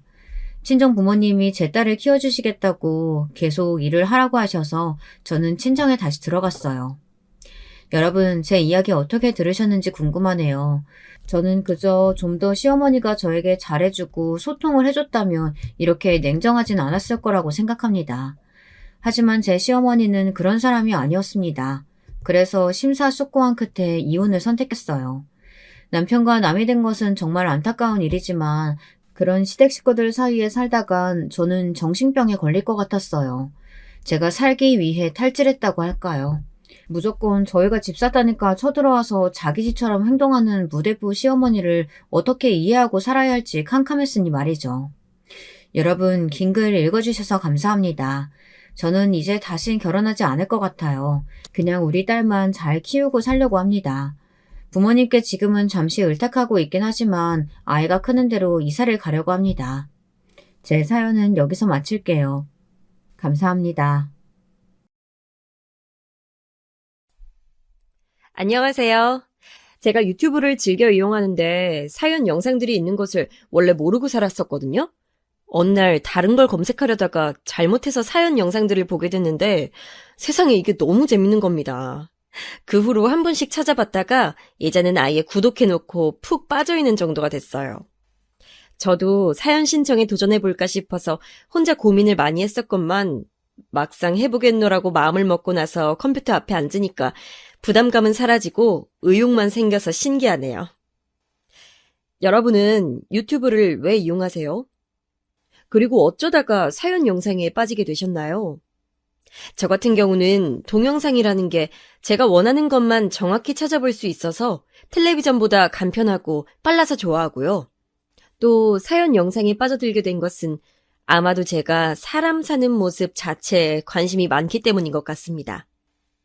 저는 가끔 텔레비전을 봐도 오락 예능 이런 것보다도 다큐멘터리에 관심이 많거든요. 세계 여러 곳을 다니며 그곳 현지인들의 삶을 다룬 내용이나 우리나라 오지산간에 살고 있는 사람들의 일상을 담은 것들을 가장 좋아합니다. 원체 이런 성향이다 보니까 사연자가 자기의 에피소드를 털어놓는 사연 영상들을 보면서 즐거움을 느꼈나 봐요. 그리고 사실 제가 어렸을 때 많이 외롭게 자랐어요. 저는 아무렇지 않다고 스스로 생각하면서 지내왔지만 제 안에는 어떤 애정 결핍이라든지 사람들과 어우러져 살면서 그들 안에 소속되고 싶다는 갈망 같은 게 자꾸만 남아있는 것 같습니다. 그래서 혼자 있는 걸 별로 안 좋아해요. 혼자 있어도 휴대폰으로 뭘 자꾸만 틀어놔야 하고 보지 않아도 텔레비전을 켜놓습니다. 사회생활을 하다 보니까 저도 피곤하고 지칠 때가 많기 때문에 혼자 고요한 시간을 보내고 싶으면서도 동시에 혼자 외로이 있고 싶지 않은 그런 이율배반적인 기분을 자주 느끼는 사람이 바로 저예요. 아직은 30대이기 때문에 이런 건지, 그렇다면 더 나이가 들면 외로움에 무뎌질지 이런 것들이 궁금한 요즘입니다. 인생 선배님들께서 이런 저에게 혹시 조언을 주실 수 있다면 감사할 것 같네요. 저는 세 자매의 둘째로 태어났어요. 딸만 셋인 집인데 제가 어떻게 외로울 새가 있었냐고요? 다 사정이 있었답니다. 원래 저희 집은 부유한 편이었다고 해요. 제가 하도 어렸을 때라서 기억은 못하는데 부모님의 얘기를 들어보거나 저의 어렸을 적 사진을 보자면 확실히 유복한 환경이었던 것을 알 수가 있습니다. 그런데 제가 6살 때 일이었어요. 이때 저희 언니는 8살이었고 동생은 5살이었습니다. 우리 삼촌이 그럴 리가 없어. 얼마나 진실된 사람인데 설마 우리의 등에 비수를 꽂고 도망갔으리라고? 이건 말도 안 돼. 나 도저히 믿을 수가 없어. 당신 정신 차리고 현실을 봐. 이미 일어난 일이야. 우린 지금 망한 거라고. 우리 재산 다 날린 거 지금 이렇게 눈으로 다 보고 나서도 부정할 거야? 어떻게 사람이 그럴 수가 있냐고. 우리가 얼마나 자기를 믿었는데 그런 우리를 이렇게 배신할 수가 있어? 여보, 난 이제 못 살 것 같아. 환멸이 나서 못 살겠다고. 우리 애들 앞으로 어떡해? 죄 없는 우리 애들, 아무것도 모르는 애들이 재산 다 날리고 빚더미에 앉은 집안에서 커갈 거 생각하면 나 지금 벌써부터 숨이 막혀와, 여보. 나는 자신 없어. 삼촌이라고 불렸던 먼 친척분에게 부모님은 처절한 배신을 당하셨어요. 그분만 믿고 보증을 섰다가 날린 돈이며 억울하게 뜯긴 돈까지 상황의 참담함이 이루 말할 수 없을 정도였습니다. 저는 그때 제가 상황을 파악할 수 없을 정도로 어렵기에 망정이라고 해야 하는 건지 아니면 부모님께 위로 한마디 건넬 수 없었던 어린 나이였던 것을 원망해야 하는 건지를 두고 많이 고민했었던 것 같네요. 저희 집은 원래 엄청 넓은 보금자리에서 살고 있었는데 그 사건으로 재산을 잃고 빚은 얻은 채 그 넓은 집을 포기해야 했으며 자그마한 구옥으로 거처를 옮겼습니다. 그러면서 언니랑은 따로 떨어지게 됐어요. 언니는 멀리 사는 큰 고모네에서 맡아주겠다고 했기 때문에 그쪽에서 살게 됐습니다. 언니는 그때부터 큰 고모의 자식들과 같은 학교를 다니면서 마치 그 집 식구처럼 살아가게 됐죠. 저는 어려서 그런 이해관계들을 몰랐기 때문에 그저 언니를 잃었다는 상실감만 느꼈습니다. 엄마, 왜 언닌 따로 살아야 돼? 이 집엔 언니 방이 없어서 그래? 우리 셋이 다 방 같이 쓰면 되잖아. 그게 그런 게 아니야. 이 집이 좁아서 너희 언니랑 같이 못 사는 게 아니야. 그냥 너희 언니한테는 거기서 사는 게 좋은 길이기 때문에 그렇게 된 거야. 우리 수연이는 착한 동생이니까 언니 행복해지는 길 응원해 줄 수 있지? 응? 우리 수연이가 이해해줬으면 좋겠어. 엄마가 저를 붙잡고 거듭 말씀하셨을 때 저는 솔직히 하나도 상황을 이해하지 못하고 있었지만 몇 주 사이에 엄마가 너무나도 피골이 상접하고 초췌해진 것을 느낄 수 있었기에 그대로 입을 다물었습니다. 때를 쓰고 응석을 부릴 때가 아니란 것을 직감적으로 알았던 것 같아요. 하지만 제 동생은 달랐어요. 난데없이 바뀐 열악한 환경에 불만을 품었고 도무지 적응을 하지 못하면서 부모님과 저에게 매일같이 소리를 지르고 때를 쓰고 난리였던 것으로 기억을 합니다. 나 이런 거 말고 불고기 먹고 싶단 말이야. 수민아, 불고기는 지난주에 먹었잖아. 기억 안 나? 이것도 맛있는 거야. 반찬 투정하지 말고 얼른 먹어. 싫어. 엄마는 왜 맨날 나보고 맛없는 거 먹으라 그래? 냉동실에는 왜 아이스크림 안 사다 놓는 건데? 냉동실에 맨날 아이스크림 있어야 될 거 아니야, 이 바보들아! 엄마랑 아빠랑 언니랑 전부 다 바보들이야, 진짜 싫어! 집안의 막내로서 응석바지로 자라왔던 동생이었어요. 언니랑 제가 혼이 나도 동생은 원래 혼이 나는 법이 없는 아이였습니다. 그랬던 공주님이었으니 바뀐 환경이 마음에 들지 않았고 적응할 생각도 하지 않았으며 무작정 다시 대궐 같은 집으로 돌아가는 날만 꿈꾸며 기다렸던 것이죠. 제가 초등학교에 입학하고 나서부터 동생의 투정은 더 심해졌어요. 저는 오히려 학교 생활을 하면서 새로운 일상에 완전히 녹아들었는데 이런 저를 보면서 동생은 더욱 화가 났었던 것 같네요. 부모님과 저에게 항상 화를 내기 일쑤였고 무슨 말을 해도 듣질 않았고 통제가 어려웠어요. 아버지는 이 진흙탕 같은 현실에서 벗어나기 위해 고군분투하고 계셨기 때문에 당시에 무척 바쁘셨습니다. 무기력하게 계시다가 다시 눈빛을 빛내시며 이것저것 해보시려고 하는 아버지를 보면서 엄마는 기뻐하셨고 열심히 내조를 하셨죠. 그래서 당신의 딸들이 아버지의 제도약에 방해가 되는 것을 원치 않으셨습니다. 아무런 사고도 치지 않길 원하셨어요.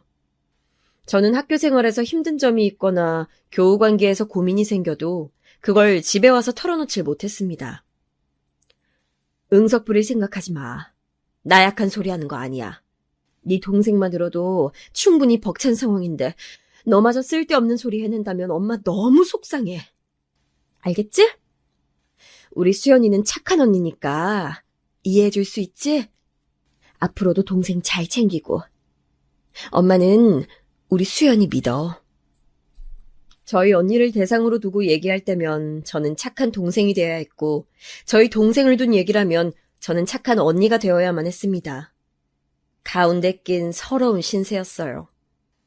말 안 듣는 골칫덩어리 동생 때문에 저는 늘 곤란했지만 부모님을 힘들게 하고 싶지 않아서 제가 동생을 억지로 이끌고 나갔습니다.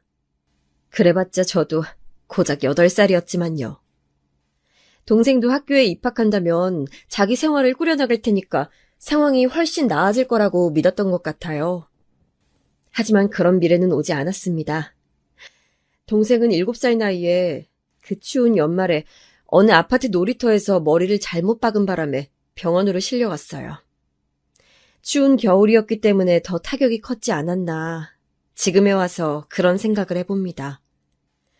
동생이 고꾸라져서 머리를 박고 기절하자 근처에 있던 아이들은 놀라서 전부 자리를 떠버렸어요.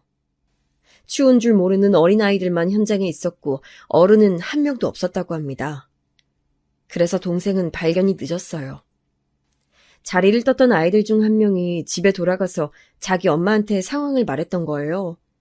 그 엄마분이 얘기를 듣고서는 이게 당초에 무슨 일인가 싶어서 궁금한 마음에 놀이터로 나가보셨다고 합니다. 그런데 저희 동생이 쓰러져 있는 것을 보시곤 깜짝 놀라서 신고를 하셨던 거죠. 그 아파트가 저희 집에서 거리가 꽤 있었어요. 거긴 나름 잘 사는 사람들이 사는 곳이라 할 수 있었고 저희 집은 정반대 분위기의 동네였으니까요.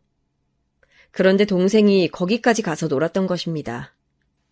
좋은 시설의 놀이터에서 놀고 싶어하는 아이란 것을 저는 진작 알고 있었어요. 하지만 부모님께 쓸데없는 소리를 전하는 딸이 되고 싶진 않아서 동생의 일탈 같은 놀이를 혼자만 알고 묵인하고 있었습니다. 그랬던 것이 결국 화근을 불러왔던 것은 아닐까 싶어서 그 이후로는 저는 혼자 죄책감을 느껴왔었죠.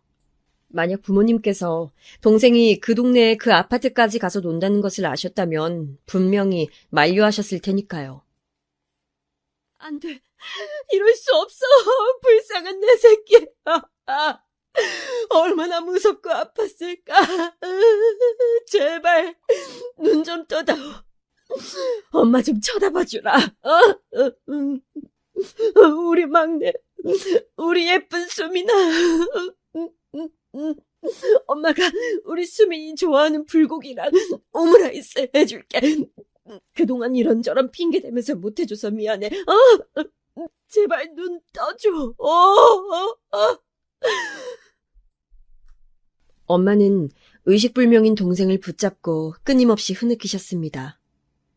그 모습을 보고 나서 저는 제 동생의 상태가 심각하다는 것을 알아차렸죠. 가슴 한구석이 싸하게 식더라고요. 뭔가 단단히 잘못되어 간다는 예감을 받았던 듯 싶어요. 하루가 지나고 이틀이 지나도록 동생은 의식을 찾지 못했고 엄마는 병원에만 계셨습니다. 아버지는 집에 오셔서도 저한테 말 한마디를 안 건네셨죠. 그 상황에서 저는 묵묵하게 집안일을 하고 아버지의 끼니를 챙겨드렸습니다. 새해를 앞두고 동생은 끝내 세상을 떠났어요. 8살이 되어보지 못했고 학교에 들어가 보지도 못한 짧은 생이었습니다. 너무나도 허무한 일이었고 그래서 믿어지지가 않았습니다. 따로 떨어져 살고 있었건만 언니는 저보다도 동생의 죽음 앞에서 더 많은 눈물을 흘리더라고요. 그래서 저는 동생이 떠났으니 언니가 다시 집으로 돌아와서 살지 않을까 하는 짐작을 했었어요. 그러나 언니는 계속 큰 고문에서 살겠다고 했습니다. 거기서 살면서 다니고 있는 학교에 너무 많은 정이 들어버렸다는 것이 당시의 이유였지만 나중에 알고 보니까 동생이 떠나고 나서 도저히 저희 집의 상황이 언니를 받아줄 여력이 되지 않았기 때문에 그런 것이었어요. 엄마는 마치 폐인처럼 일상을 놓아버리셨고 아버지는 하루 종일 바깥일에만 매달리셨습니다. 저는 찍소리도 못하고 그 집에서 저 혼자 스스로를 챙기면서 그렇게 살았어요. 살얼음판 위라도 그것보단 나았을 것입니다. 아버지의 눈치를 보면서 엄마의 비위를 맞추면서 매일매일을 긴장 속에 살았던 것이 바로 저의 유년 시절이었어요. 저도 차라리 언니처럼 다른 친척 집에 가서 살면 어떨까 싶은 생각을 했었습니다. 아니면 저도 아예 그 존재를 몰랐던 숨겨진 부자 친척이 어느 날 갑자기 나타나서 저를 키우겠다며 데려가는 상상. 그런 걸 자주 했었던 것 같아요. 그럴 때면 현실을 벗어날 수 있었기에 행복했죠. 자꾸 상상 속에서만 행복해져 갔던 저는 현실에서 만족하지 못하게 됐습니다. 학교에서는 계속해서 의기소침한 아이가 되어갔고요. 매사에 자신감도 떨어지게 됐어요. 나중에는 점점 내성적인 성격으로 되어가더라고요. 환경이 사람을 만든다는 말이 괜히 나온 게 아닌가 봐요. 제가 정말로 그랬었으니까요. 제가 중학교 입학을 목전에 앞뒀을 무렵 저희 집은 급변을 맞이하게 됩니다. 사춘기로 슬슬 접어들면서 저는 온갖 세상에 대한 비난과 원망을 속으로 하고 있었던 때였고 부모님과는 사이가 어색하기 짝이 없었으며 초등학교를 졸업하고 나서도 집으로 돌아오지 않은 언니의 존재를 남몰래 혼자 증오하고 있었던 게 저였어요. 그런 상황 속에서 갑자기 아버지의 일이 확 잘 풀려버린 거예요. 로또 맞았다, 잭팟 터졌다 이런 표현으로 밖에는 설명할 길이 없었던 정말 기적 같은 일이었습니다. 지인분의 사업장에서 일을 하시던 아버지가 자립을 원하셔서 그곳을 나오시고 사업체를 꾸린 지 2년이 되어가던 무렵의 일이었죠. 일이 잘 풀리는 바람에 아버지는 친가 쪽 친척들에게 빌렸던 돈을 금세 갚을 수 있었습니다. 이 과정에서 언니를 계속 맡아주었던 큰고모네한테 후한 금액을 건네주신 걸로 알아요. 그리고 저는 이게 불만이었어요. 그 집에서 먹고 자고 하면서 행복하게 잘 산 언니한테 뭐가 불쌍하다고 돈을 그렇게 주셨어요? 도대체 뭐가 그렇게 안쓰럽다고 돈을 챙겨주셨냐고요. 뭐라고? 네가 아직 물정을 몰라서 그렇구나. 애 하나 걷어서 돌보는 게 얼마나 신경 쓰이고 힘든 일인데 들어간 돈만 순수하게 따져도 결코 적지 않을 금액일 텐데 그걸 갚지 않는 건 말이 안 되지. 너는 네 언니한테 그렇게 불만이 많은 거야? 언니한테 들어간 돈보다 아버지가 그쪽에 주신 돈이 더 많지 않나요? 이자라고 쳐도 훨씬 많은 것 같은데요. 제 짐작이 틀렸어요? 만일 그렇다 해도 네가 무슨 상관이며 네가 뭘 어쩔 건데? 네 돈도 아니면서 왜 그렇게 가타부타 말이 많아? 어린 녀석이 맹랑해가지고는. 큰고모네는 좋겠네요. 언니도 좋겠고요. 아버지를 위해서 밥 한 번 차려주지 않은 사람들이지만 돈을 많이 받았잖아요. 저는 마치 당연하게 집안일을 하나부터 열까지 다 해가면서 6년을 지내왔는데 하루도 빠짐없이 그렇게 지내왔지만 군것질만 간신히 할 수 있는 용돈 외에는 받아본 적이 없는데요. 큰고모네랑 언니는 아버지 가족이고 저는 뭐 무급하녀인가요? 어디서 이렇게 눈을 땡그랗게 뜨고 지 아버지한테 대들어? 부모를 위해서 딸 자식이 가사노동을 하는 건 당연한 거야. 어느 집에라도 그건 이상한 일이 아니야. 왜 너만 억울한 것처럼 말을 하는 거야? 어느 집이요? 아버지, 도대체 어느 집이 이렇게 사는데요? 말씀해 주실 수 있나요? 저는 저희 반뿐만 아니라 저희 중학교 전체를 통틀어서 저처럼 하루도 빠지지 않고 혼자 가사노동 다 하면서 자기 아버지 뒷바라지 다 하고 자기 엄마 기분 살피느라 안절부절하면서 사는 사람은 아무도 없을 거라고 생각하는데요. 그건 아무튼 네 큰고모한테 돈을 주는 건 당연히 해야 했던 일이고 도리야. 그건 네가 상관할 바가 아니야. 그리고 네 용돈은 올려주마. 네가 중학생이 된 지가 언젠데 아직까지 용돈을 안 올려준 건 내가 잘못 생각했다. 세상 무서울 것 없는 사춘기 파워를 앞세워서 아버지한테 저는 대들었었죠. 감정적인 말뿐이었지만 돌이켜보면 부끄러운 순간들이 많았지만 그렇게 했던 것 자체를 후회하진 않았습니다. 동생이 갑작스레 떠난 이후로 우울증과 조울증을 넘나들며 오래 지내셨던 엄마. 그랬던 엄마가 아버지의 재도약 이후로 슬슬 기운을 차리시더니 바깥 생활을 자주 하기 시작하셨는데 기력을 그렇게 찾으시고 나면 가정을 돌보실 거라고 믿었건만 여전히 모든 것이 저의 몫으로 남겨져 있는 것이 저는 어이가 없었어요. 저라고 그걸 좋아서 했던 건 아니잖아요. 저밖에 없으니까, 해야만 하는 일이니까 그랬을 뿐이었죠. 그런데 저도 머리가 점차 커가면서 엄마라는 사람이 이루 말할 수 없이 무기력하고 무능한 사람으로 보이기 시작했습니다. 아버지는 다시 일어서는 것에 집착하며 매달려 있었기에 그것 외에는 아무것도 볼 줄 모르는 외골수가 분명했고요. 저희 집은 경제적인 상황이 무척 나아지고 있었으나 가족 간의 깊어진 골은 어떻게 해볼 수 있는 상태가 아니었습니다. 특히 제 안의 응어리 같은 것이 이미 단단하게 진 상태였어요. 제가 중학교 2학년 때 드디어 저희 집이 이사를 갔어요. 이때부터 저는 모든 집안일에서 손을 뗐습니다. 그래, 이런 데서 살아야 집안일을 할 맛도 나지. 설거지를 해도 행복하고 빨래를 돌려도 기분이 좋으려면 바로 이런 집에서 살아야 돼. 그런 감상을 내뱉으시는 엄마의 표정이 전에 없이 환해 보였습니다. 저희 집이 망하기 전에 살았던 집만큼은 아니지만 좁고 어두웠던 구옥집에 비하자면 대궐 같은 집으로 이사를 했고 엄마는 점차 밝아지기 시작하셨어요. 마치 동생이 세상을 떠나기 전처럼 말입니다. 결국 돈이면 다 되는 것인가. 돈으로 행복을 살 수는 없다지만 돈이 있으면 행복하기 쉽다는 것이 무슨 말인지 이해할 수 있었습니다. 저는 이때 사춘기가 절정에 올라있던 중학교 2학년이었기 때문에 더욱 이런 현상에 염증을 느꼈었던 것 같아요. 제가 성인이었다면 속물적으로 생각하고 판단하지 않았을까 싶네요. 역시 돈이 최고야 이런 생각이나 하고 말았을지도요. 하지만 저는 어둡고 우울한 시간을 꽤 오래 보내온 상태였기 때문에 모든 것이 곱게 보이지 않았습니다. 그리고 언니가 곧 집으로 돌아왔어요. 고등학교도 전학수속을 밟고 저희 집에 살면서 대학 입학을 할 것이라고 했습니다. 이미 삐뚤 시각을 가지고 있었던 저는 제가 그 고생을 하면서 매일같이 눈칫밥이나 얻어먹으며 가난을 직접적으로 마주하는 동안에 멀리 피난이나 가 있었던 언니가 달갑지 않았습니다. 힘든 시간을 보낼 때는 쏙 빠져 있다가 이제 와서 돌아오겠다고? 의리 한번 좋으시네. 고생은 안 하고 싶고 누릴 건 다 누리고 싶고? 저는 그런 생각을 하고 있었기 때문에 언니랑 잘 지내고 싶은 생각이 없었어요. 하지만 저희는 어쨌거나 친자매였으니 피는 물보다 진하다는 말처럼 지내다 보면 금세 융합되기 십상이었을 것입니다. 그러나 고슴도치처럼 가시를 세우고 있던 저에게 언니 역시도 구태여 다가오려고 하지 않았어요. 가시에 손이 찔리기는 싫었다는 거죠.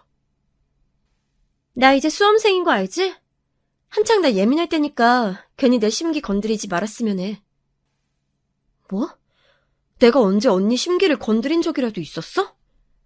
아니, 그냥 거슬리는 행동은 하지 말라고 미리 주의 주는 거야. 와, 말 되게 재수없게 한다. 나는 언니한테 아예 관심이 없어. 웬만하면 엮이고 싶지도 않아. 그러니까 나한테 주의 같은 거 줄 필요가 없다고. 알았어? 가뜩이나 가시를 세우고 있던 저를 언니는 자극해댔고 그래서 저는 더욱더 모난 성정을 드러내게 됐습니다. 늘 불신 가득한 눈빛을 하고 있는 저보다 엄마는 언니를 더 예뻐하셨어요. 엄마는 그런 적 없다고 말씀하셨지만 아니요, 그건 분명한 사실이었습니다. 저는 그 이유도 알 수 있었어요. 동생이 떠난 이후로 너무나도 무력하게 사셨던 엄마. 그 모습을 가장 가까이에서 지켜봐오며 그런 엄마 때문에 피해를 입어야 했던 사람이 바로 저였으니까요.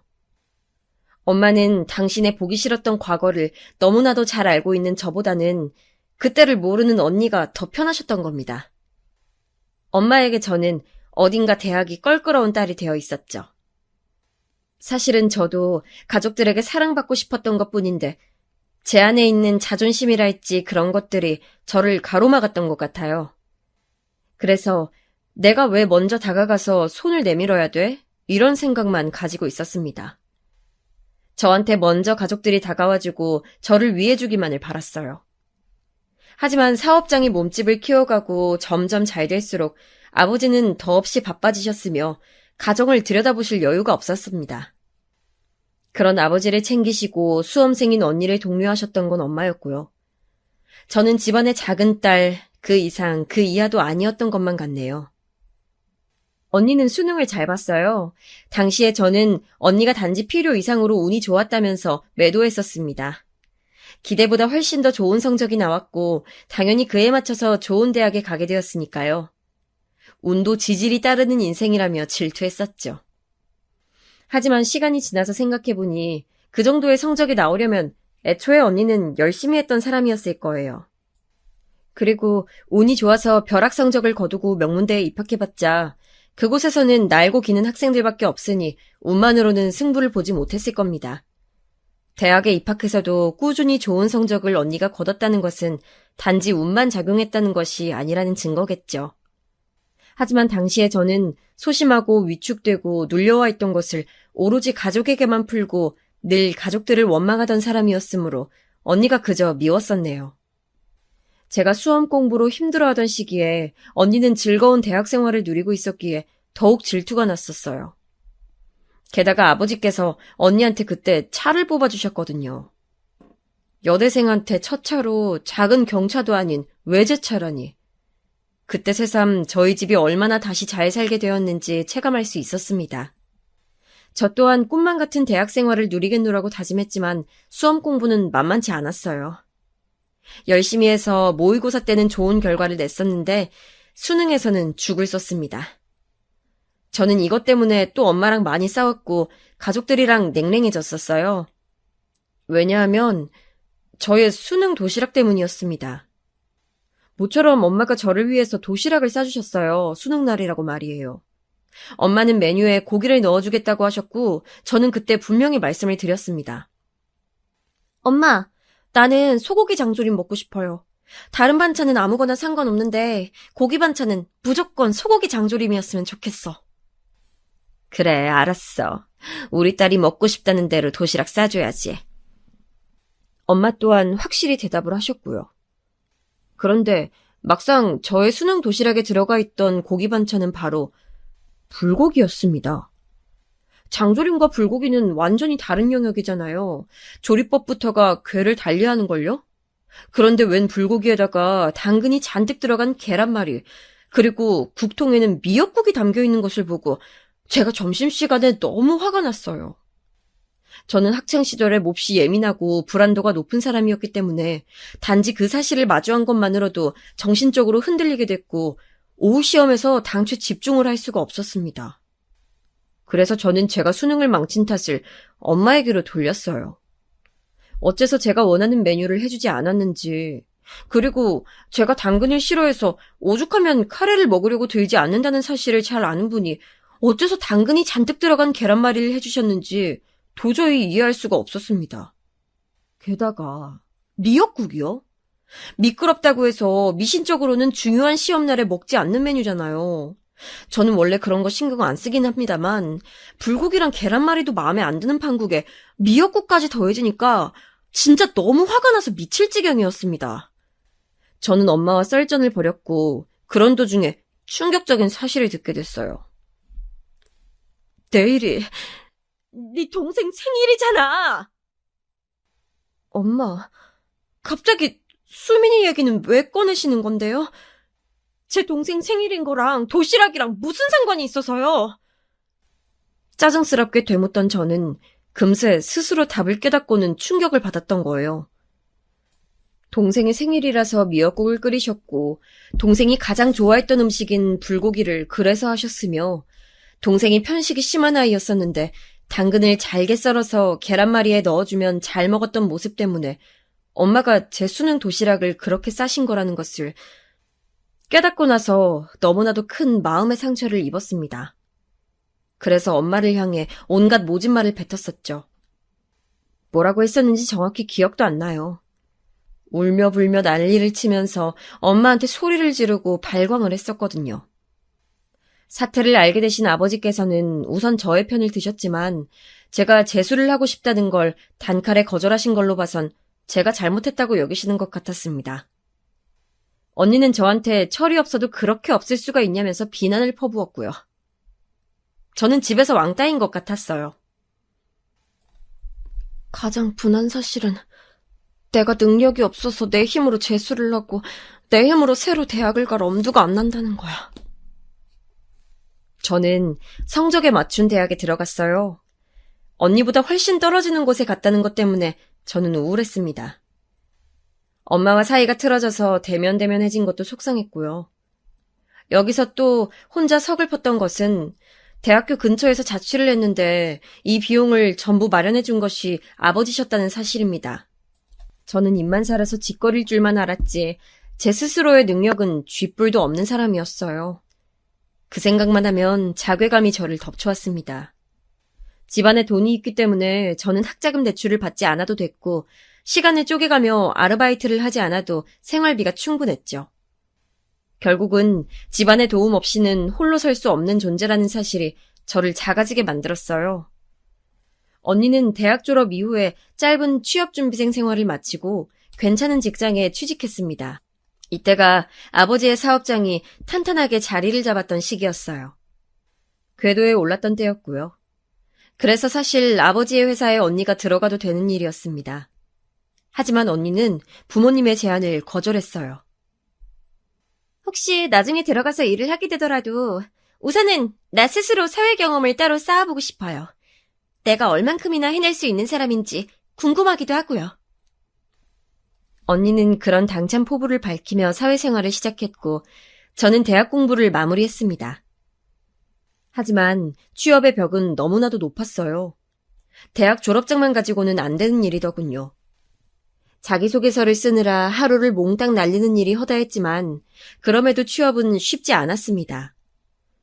면접을 보러 다니는 것에 지쳐갈 때 저는 남들보다 뛰어난 것을 갖추기 위해서 자격증 공부를 시작했어요. 그렇게 2개를 따냈고 다시 본격적인 취업 시장에 뛰어들었다가 어영부영 무난한 곳에 입사를 했습니다. 그때 아버지께서는 그곳의 조건을 가만히 들여다보시곤 일을 해보고 여의치 않으면 언제든지 그만둬라. 여차하면 내 회사에 들어와서 일을 하면 될 일이야. 저한테 이렇게 말씀하셨습니다. 저는 귓등으로도 듣지 않았어요.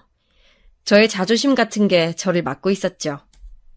그렇게 취업을 한 곳에서 일을 시작했는데 텃세 때문에 미치는 줄 알았습니다.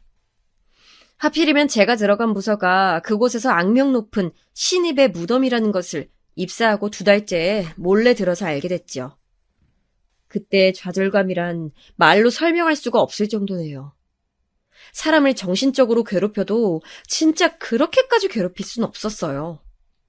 입사하고 나서 반년도 안 됐는데 쌓인 에피소드는 10손가락을 넘어간 지 오래였고 스트레스 때문에 생리불순에도 걸렸습니다. 제가 골골대고 있으니까 엄마가 저한테 고집 그만 부리고 퇴사하라며 종용하셨죠. 저는 못 이긴 척 그곳을 나왔어요. 아니올시다 싶은 직장을 나왔던 것뿐인데 이상하게 그때의 저는 나는 실패자야 이런 생각이 들었던 것 같아요. 언니는 성공적인 이직까지 이뤄내서 직장 생활을 하고 있었기 때문에 더욱 비교가 됐지요. 퇴사 후에 칩거하고 있던 저는 무기력하게 있지 말라는 아버지의 불호령을 듣고 나서야 일어났습니다. 그 후로 다시 취업 준비를 하다가 결국 아버지의 회사에 들어갔어요. 단순 사무 업무 보조를 하는 인력이 부족하단 소리에 그냥 그 파트에 앉아서 일을 시작했고 온갖 잡무를 했습니다. 전문 인력이 필요한 자리는 아니었어요. 그냥 일손을 덜어주는 사람이 필요한 자리였죠. 몸과 마음이 좀 지쳐 있었던 저에게는 되려 잘 맞는 일이었습니다. 처음엔 솔직히 몇 주만 다녀보자 이런 생각이었는데 은근히 저한테 일이 잘 맞더라고요. 그리고 아버지랑 심적으로 가까워지고 친해지는 기분이 들어서 묘했습니다. 엄마도 저한테 먼저 회사에서 어땠냐 이런 질문들을 던지기 시작하셨고요. 저는 결국 아버지 회사에 눌러앉기로 결심했습니다. 자존심을 내려놓으니까 편안했는데 한편으로는 또 나는 역시 혼자 힘으로는 안 돼. 나는 실패자야. 이런 생각이 자꾸만 들어서 우울할 때도 있었어요. 이런 저에게 소개팅 자리가 들어오게 됩니다. 텃세에 밀려서 힘들어했던 전 직장에서 그나마 친하게 지냈던 사람이 한 명 있었는데 그 사람이 저한테 남자를 소개시켜주고 싶다고 연락을 해와서 고민하다가 받아들였습니다. 만나보니까 나쁘지 않아서 인연을 이어갔고요. 그런데 1년 정도 만났을 때 그 남자가 술김에 한 말 때문에 저는 이별을 선언했습니다. 술김을 빌어서 한 그 남자의 진심은 이거였어요. 너 지금 다니는 곳이 네 아버지 회사잖아. 너 거기에 계속 짱박혀 있으면 언젠가 네가 물려받게 되지 않을까? 근데 아니지.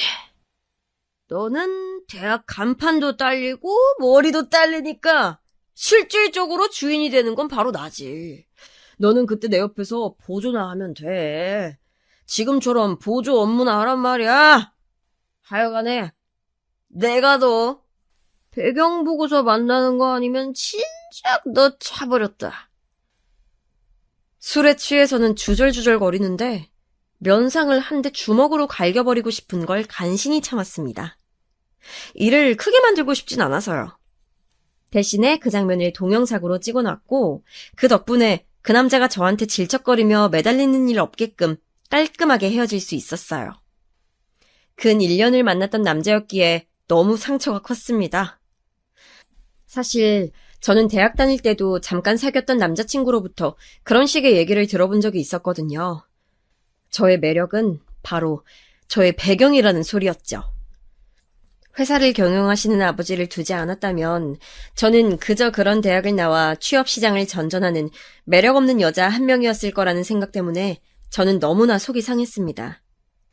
안 그래도 그런 생각을 가지고 있던 저에게 그 남자는 아주 쐐기를 박은 셈이었죠. 그 후로는 남자 만나는 게 두려웠어요. 누구 소개를 시켜줘서 만나게 되더라도 저는 저희 집 얘기를 일절하지 않았습니다. 배경에 좌지우지되는 평가가 끔찍하게 싫었거든요. 이것은 어렸을 때부터 제 안에서 축적되어 온 사고방식이었을 거예요. 그렇게 지내던 어느 날 저는 알고 지냈던 대학 선배 언니를 통해서 새로 남자친구를 소개받았습니다. 그 선배 언니는 제가 경제적 어려움 없이 대학을 다니고 있다는 것 정도로만 알았던 사람이었기에 당연히 소개받게 된 남자친구도 역시 저희 집 배경을 몰랐어요. 그냥 어려움 없는 집안이라는 것 정도로만 알았죠. 저는 남자친구가 평범한 인상이나 평범한 직업군을 가진 것만큼 성격 또한 특색 없고 평범한 것이 너무나도 좋았습니다. 혹자는 이런 사람을 보고 개성 없다고 할지도 모를 일이었지만 저는 오히려 좋았어요. 그런 평범하고 무난함의 극치를 달리는 사람이야말로 저의 이상형이었습니다. 둘 다 20대 후반의 나이였고 각자 직장도 있어서 그런지 만나다 보니까 자연스레 결혼을 생각하게 됐어요. 제가 그런 이야기를 먼저 꺼냈을 때 남자친구는 생각이 많은 얼굴이었는데 며칠 후에 저한테 정식으로 청혼을 했죠. 특별한 뭣도 없었고 이벤트를 열어준 것도 아니었지만 저는 그 가식 없는 담백함에 이끌려서 그 청혼을 승낙했습니다. 어쩌다 보니까 제가 예비시댁에 먼저 인사를 가게 됐어요. 남자친구는 이남 일녀 집안의 장남이었습니다. 그래서였을까요? 장남이 데려온 결혼 이야기가 오가고 있다는 여자친구를 바라보는 예비 시어머니 되시는 분의 눈빛이 예사롭지가 않았습니다. 아버님 쪽은 시큰둥해 보이는 게 저한테 별다른 관심이 없어 보이셨는데 반대로 어머님 쪽은 저를 물어뜯고 싶어서 어쩔 줄 몰라 하는 표정이신 게 보였어요. 그래서 다니는 그 직장에서 하고 있는 일이 정확히 뭐라고요? 이것도 하고 저것도 하고 아유 듣기로는 너무 정신이 없어 보이는데. 아, 정확히는 격리일이라고 보시면 되는데요. 제가 단지 서류 업무뿐만 아니라 가끔은 직접 회사로 찾아오시는 손님 응대도 하고 있기 때문에 범위가 넓습니다. 손님 응대? 혹시 그거 커피를 타서 나른다거나 그런 건 아니겠죠? 네? 아, 그게 제가 커피를 타서 드리기는 하는데요. 무슨 문제라도 있을까요? 남자친구의 앞이라서 그런지 어머님께서는 얼굴에 열이 잔뜩 오르신 채로 입을 꾹 다무셨지만 이튿날 저에게 연락을 따로 하셔서는 득달같이 따지셨습니다. 이봐요. 이 무슨 말도 안 되는 경우예요. 기껏 커피나 타는 격리라고? 나 참 어이가 없으려니까 감히 천한 격리 주제에 대기업에 종사하는 우리 큰아들을 넘보겠다고? 급이 다른데 어디 넘기는 거야? 이보세요, 격리 아가씨. 제발 주제 파악 좀 하시고 내 아들은 놔줘요. 나는 내 눈에 흙이 들어가도 너 같은 여자는 며느리로 허락 못하니까. 당신 하실 말씀만 하시고선 일방적으로 전화를 끊으셨는데 이런 모욕감은 처음이었습니다. 저는 화를 사귀고 나서 어머님께 전화를 걸었지만 안 받으시더군요. 제 번호를 즉시 차단하신 모양이었어요. 거기에서 또 한 번 수치심이 들었죠. 남자친구에게 이런 얘기를 다 했어요. 그랬더니 무척 난감한 얼굴로 저한테 결혼은 어차피 우리 둘이서 하는 거잖아. 엄마가 뭐라고 하시든 너무 신경 쓰지 마. 이렇게 얘기를 해주더군요. 그런데 적극적으로 뭔가 해결을 하려는 뉘앙스가 전혀 아니라서 제가 좀 당황했습니다. 제가 모욕감을 느꼈다고 하는데도 저한테 자기 모친 대신이나마 사과하려는 제스처도 안 보여줬고요. 솔직히 조금 실망하긴 했으나 남자친구와 결혼하고 싶다는 마음까지 흔들린 건 아니었기 때문에 다시금 자리를 만들어서 예비 시부모님을 뵈러 갔습니다. 식당에서 밥 먹는 자리였는데 생각보다 분위기는 좋았어요. 별다른 얘기도 오가지 않았고요. 그래서 저는 앞으로의 진행이 원활할 것이라고 제멋대로 착각을 했는데 갑자기 식사가 맞춰갈 무렵 어머니께서 여자끼리 따로 커피라도 한잔할까? 내가 맛있는 커피 한 턱 쏠 수 있는데. 저한테 이렇게 말씀하시는 건 아니겠어요. 뭔가 심상치 않았습니다. 저는 왠지 이 순간을 피하고 싶어서 남자친구를 쳐다봤는데 제 시선을 피하더군요. 좀 황당했어요. 그제서야 얘는 마마보이구나 라는 사실을 깨달았죠. 자기 모친 말이면 꼼짝 못하는 모양이었습니다. 어쩔 수 없이 저는 식당을 나와서 어머님과 근처의 카페로 향했어요. 어색하게 아메리카노 2잔 시켜서 마주보고 앉았는데 저한테 대뜸 이러시더군요. 너 아까 우리 아들이 밥값 계산했는데도 고맙다거나 잘 먹었다는 말 한마디를 안 하더라? 네? 저희는 서로가 워낙 번갈아가면서 계산을 하는지라. 시끄러! 나는 너처럼 남한테 기생하며 사는 애들을 아주 잘 알아보거든. 그래서 내가 너 마음에 안 드는 거야. 우리 잘난 아들한테 붙어서 피 빨아먹을 작정이지. 직장에서 커피나 타고 서류나 좀 들여다보는 게 전부인 경리면서 밖에서는 이런 커피도 줄창 사 마실 테고 말이야. 안 그러니? 너 딱 보니까 허영심 있어 보여. 관상이 그래.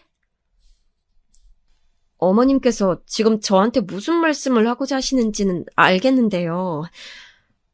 너무 노골적으로 그러시니까 제가 기분이 좀 별로네요. 어머, 얘 말하는 꼬라지 좀 봐. 네가 기분이 별로면 뭐 어쩔 건데. 나한테 지금 그따위 눈을 불하려대는 거야? 너 보통 내기가 아니구나. 그러니까 대기업 다니는 우리 잘난 아들을 꼬여냈겠지. 그런 능력 하나는 아주 좋네. 지금 다니는 거기는 또 대체 어떻게 들어갔니?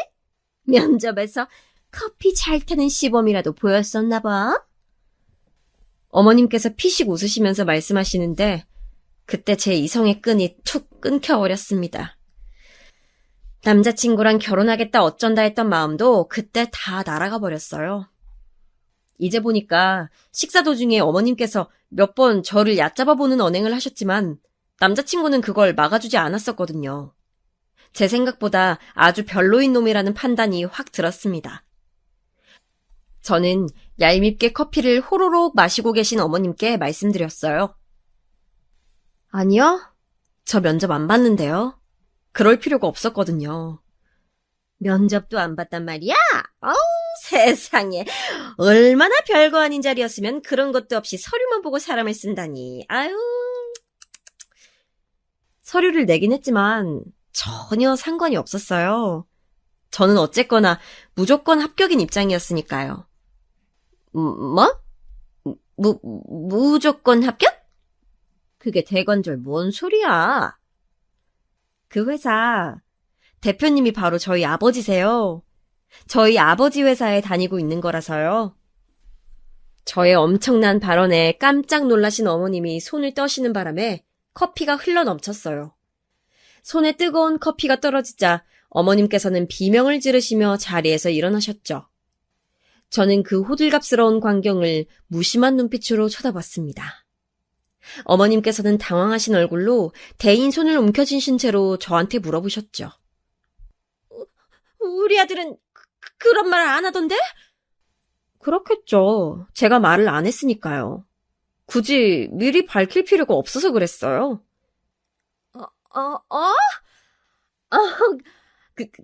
그랬구나. 아이고, 그렇게 된 거였어? 어머나. 갑자기 어머님께서는 전에 없던 해사한 미소를 지으시면서 조심스레 다시 자리에 앉으셨습니다. 저는 그 변화를 싸늘하게 쳐다보고 있었죠. 어머님께서는 모르셨겠지만 저는 지난 세월 많은 감정의 변화를 겪으면서 돈 앞에서 사람이 달라진다는 것을 별로 좋아하는 사람이 아니었습니다. 응당 그럴 수밖에 없다는 것을 분명 알고 있었지만 제 속이 뒤집어지는 건 어쩔 수 없었죠. 가족회사였다면 그렇다고 진작 말을 하지. 아유, 회사에 찾아오는 손님 응대뿐만 아니라 각종 서류 업무도 도맡아서 하고, 아유, 알고 보니까 참된 일꾼이 여기 있었네. 아이고. 특히나 어머님처럼 수치도 모르고 손바닥 뒤집듯 태세를 바꾸는 사람은 가장 싫었습니다. 저는 다음 이어진 어머님의 말씀에 저도 모르게 코웃음을 치고 말았어요. 아무튼 나는 우리 큰아들 결혼이라면 무조건 오케이 찬성인 입장이니까 그런 줄 알고 있어. 네? 무조건 찬성을 하신다고요? 그럼 당연하지. 우리 큰아들도 지금 장가들 나이가 됐는데 내가 왜 반대하겠니? 쌍수 들고 환영해야 할 일이지.